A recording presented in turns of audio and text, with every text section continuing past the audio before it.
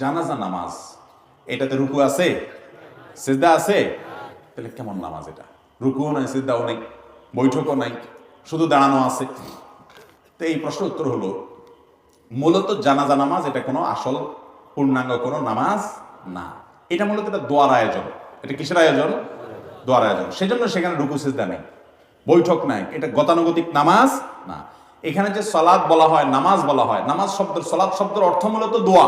সলাতুল জানাজা মানে মৃত ব্যক্তির জন্য কি? এটা মূলত তার জন্য দোয়ার আয়োজন, সেজন্য দাঁড়িয়ে তার জন্য দোয়া করা হয়। রুকু সিজদা তো আল্লাহ তাআলার প্রতি কৃতজ্ঞতা নিবেদন। এখানে আল্লাহর প্রতি কৃতজ্ঞতাটা মুখ্য না, মুখ্য হলো মুর্দার জন্য কি করা? ওই দোয়ার প্রয়োজনে আল্লাহর প্রশংসা করি, আমরা সানা পাঠ করি, আল্লাহর প্রশংসা আমরা সেখানে করি, ফাতিহা পাঠ করি, দুরূদ পাঠ করি, নবীজির প্রতি দুরূদ, যাতে করে দোয়া কবুল হয়। এটা পুরোটা দোয়া। জানাজা নামাজটা মূলত কি? এটা কোনো গতানুগতিক নামাজ না।